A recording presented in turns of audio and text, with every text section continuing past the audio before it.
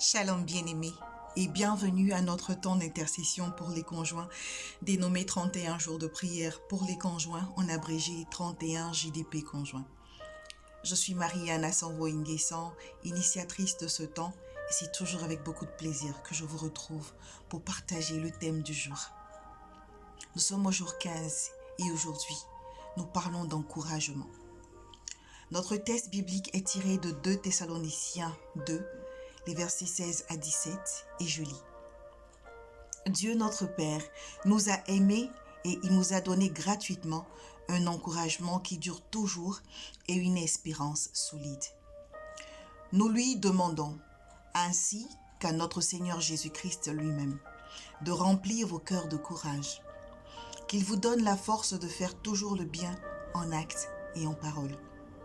Parole du Seigneur. Et comme toujours, je commence par une définition. Et quand j'ai cherché la définition du mot encouragement, j'ai trouvé acte ou parole qui encourage. Et qui dit encourager dit donner du courage. Et une personne à qui on donne du courage, cette personne se sent plus forte. Cette personne se sent consolée. Cette personne se sent révigorée, stimulée. Bien-aimé, pour pouvoir donner de la force à quelqu'un, il faudrait déjà en avoir soi-même. Il faudrait également que soi-même, on soit capable de se soucier d'une autre personne que de soi. Bien-aimé, est-ce que tu as de l'empathie pour autrui? Est-ce que tu t'aimes toi-même? Est-ce que tu as de la compassion pour toi-même? Est-ce que tu as en toi beaucoup d'amour, de sorte à ce que tu puisses en donner aux autres? Certaines fois, on entend certaines personnes dire pour plaisanter, « Oh, c'est à cause de ça là que tu pleures. Un petit truc comme ça. Ça là, nous, on a vu pire que ça. Bon, calme-toi, ça va aller. Calme-toi, hein? Calme-toi, ça va aller. » Bien-aimé, est-ce que tu es un éternel généralisateur ou une éternelle généralisatrice des situations qui arrivent à l'autre? Notre conjoint, notre conjointe vit une situation qu'elle nous a peut-être expliqué, qui nous a peut-être expliqué, ou que nous-mêmes, nous avons vécu avec la personne. Nous ne sommes pas la personne en face de nous, parce que nous sommes différents.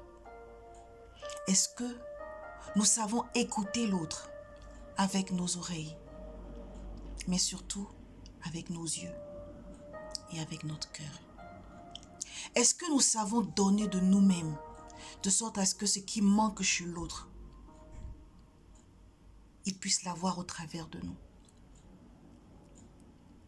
Que ce soit par des paroles, que ce soit par des actions, que ce soit par un simple regard, un sourire.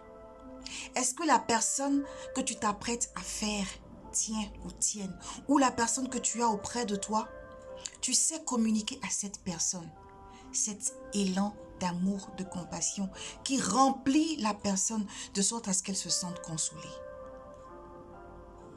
Il est important de nous tourner vers Dieu qui est amour, vers Dieu qui est force, pour qu'il nous donne ce qu'il faut, pour que nous soyons encouragement, que nous soyons force, que nous soyons ce bout de ce dont l'autre a besoin pour avancer.